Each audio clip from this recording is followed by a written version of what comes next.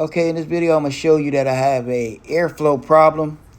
Part of the video didn't come out right. I was going to show you how the dryer ran with the drum out, troubleshooting it, and how the dryer ran with it completely together. It flowed great while it wasn't. It didn't have the drum in it and everything. Once I put everything back together, I didn't have good flow at all.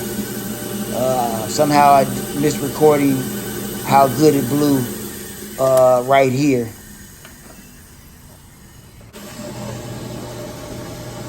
Right here was where it's showing how it blew, and it blew really good.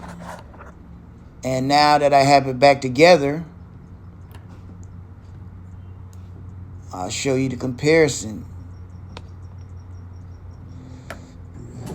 The first, when I pushed it, the paper was just blowing everywhere.